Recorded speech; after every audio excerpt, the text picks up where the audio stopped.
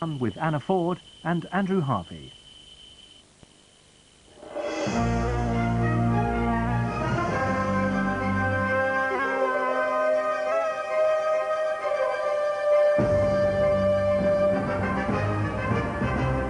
The Prime Minister talks tough to the Euro rebels, but then another junior minister appears to challenge the government line. Mr Major claims the sceptics are undermining him. Like me or loathe me, don't bind my hands when I am negotiating on behalf of the British nation. Unemployment falls to its lowest level for 6 years. And the Citibank, Morgan Grenfell, is fined £2 million for breaking investment rules. Good evening. John Major made a dramatic attempt to silence the Eurosceptics in his party today. But another Conservative minister now appears to be challenging the line over Europe. Eric Forth was interviewed after Mr Major launched a fierce attack on 2 other junior ministers. Mr Major said John Horam and James Pace had been extremely unwise, but he didn't sack them. The Prime Minister also made a passionate appeal to his party to back his negotiating position over Europe, and he replaced tonight's planned Conservative election broadcast with a more personal statement to voters.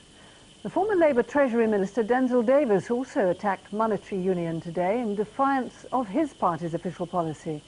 Our chief political correspondent, John Sargent, has been following the day's events.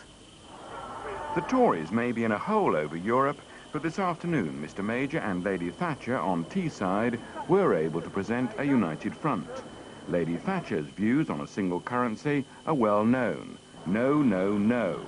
Under pressure from scores of Tory candidates and at least 2 ministers who agree with her, Mr Major felt it necessary to explain his position.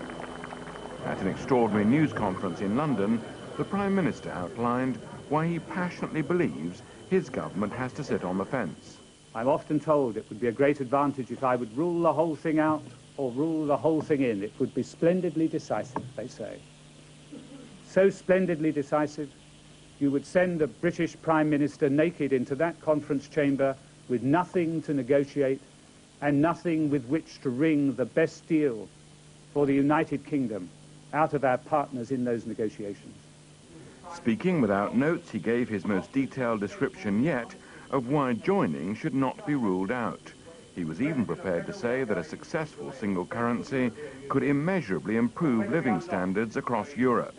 Staying outside could hit the city and vital inward investment. If a European currency was successful and we were stayed outside it, can anybody honestly put their hand on their heart and say that they know for certain what the outcome would be if we were to decide now precipitately, without the details at this moment, that never in any circumstances were we going to decide to enter a European currency? Then the opposite case, the possible disadvantages of an unsuccessful single currency. The collapse of the far less ambitious exchange rate mechanism had demonstrated the dangers. I took the decision that we should go into that, and it fell apart, and it caused damage. Don't think that I'm not scarred by having taken that decision. So don't think I'm not cautious about an even bigger decision than the entry into the exchange rate mechanism. But suppose we went in and it didn't work. The economic catastrophe across the whole of Europe, or what principally concerns me here in the United Kingdom, would be beyond calculation. Mr Major's central concern was to keep open Britain's negotiating position. Whether you agree with me or disagree with me, like me or loathe me, don't bind my hands when I am negotiating on behalf of the British nation. But what about the Chancellor, the most pro-European in the Cabinet? Let nobody say I'm gagging the Chancellor. Kenneth Clarke was clearly pleased that Mr Major had stuck to the agreed Cabinet negotiating position. Having said before you enter the door that actually we have already decided that we're not going to join this in any event would make me the most useless piece of furniture in the room and would sacrifice British influence on the whole process thereafter. The 2 ministers who've come out against a single currency, James Pace and John Horam, weren't commenting. would Mr Horam resign? It's a lovely day. I'm going to enjoy the canvassing today. Do you think you've been...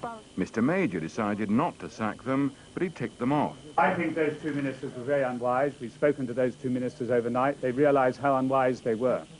They realised that they have to accept and negotiate and decide policy.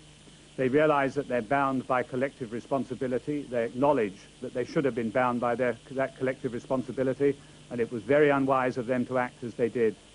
But this afternoon on a BBC programme, another minister openly defied the government line. One of your election leaflets says you oppose any further transfers of powers from Britain to Europe. That must rule out a single currency. That's what my literature says, and I stand by it. How can you then also be part of collective responsibility in government? Well, that's what I've said in my introductory leaflet, because, as you say, I believe people should know what candidates are saying, and that's what I've said about Europe. For Tony Blair, the Tory split over Europe provides an easy and familiar target. But there are some Labour candidates, including a former minister, Denzil Davis, who are also determined to make clear their opposition to a single currency. And that's against the official Labour policy of keeping the option open. Denzil said in his manifesto address he's actually set out the position of the Labour Party. And, you know, we're not talking about one or two members of Parliament here with the Conservatives. We're talking about hundreds of their own MPs at war with one another. We're talking about ministers who can't even hold to the government line. You simply can't run a political party like this, and you certainly can't run a government like this. On the Jimmy Young programme, Paddy Ashdown took a similar line. I think the government is falling apart before our eyes. It's not a surprise to me. I predicted 2 years ago this is the issue that would divide the Conservative Party from top to bottom. We had the beef war last year, we had the fish war yesterday, and now we had civil war today.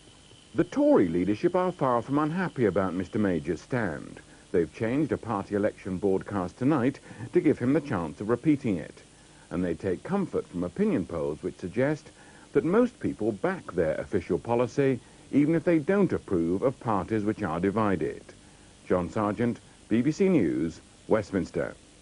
The last unemployment figures before the election show a fall to the lowest level for more than 6 years. The number of people out of work and receiving benefit fell by 41,000 last month to just over 1.7 million. The Conservatives have hailed the news as evidence that Britain is booming. The opposition parties have accused the government of fiddling the figures. The unemployment has fallen by another 41,000. Now it's down to 6.1%. The fact is that that is a reduction that's gone on now for over 4 years in this country, by over 1 million from the levels that we saw in the recession.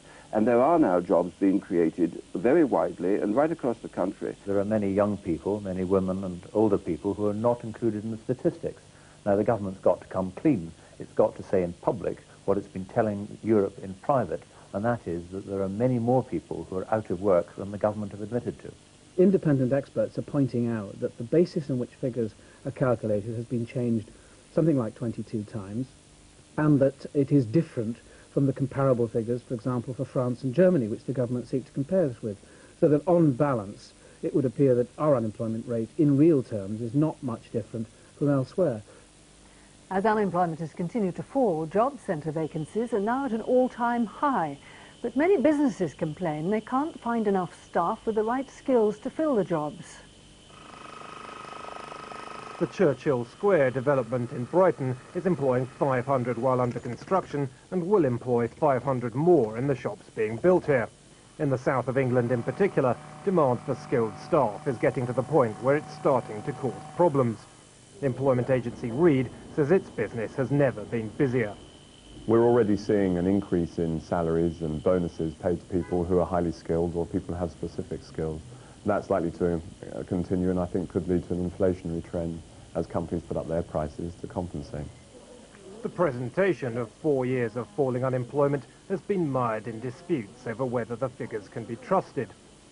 The headline figure that's usually quoted, the number of people out of work and claiming benefits, has been widely criticised. But there is an alternative measure. The Labour Force survey is compiled by asking a representative sample of people whether they've got a job or not and whether they're looking for work. The government admits it provides a better guide. And the two measures don't quite agree. Since 1995, the claimant count has fallen by 600,000 to below 1.75 million. The Labour Force survey, an internationally agreed measure, shows less of a decline, but the trend is still clearly downwards. At the same time, there are still problems, acutely apparent at this careers office in South London. Unemployment among 16 to 24-year-olds is more than 14%, double the rate for the workforce as a whole. I've got a lot of friends that are out of work at the moment and signing on and stuff. It's basically, you need too much experience to be like given the chance in the first place to get a job. And only a few miles away, this furniture shop can't find the people to fill its vacancies. It suggests there's still something badly wrong with the labour market. Fitting people into jobs will be one of the main tasks for whichever government we get after the election. Ed Crooks, BBC News.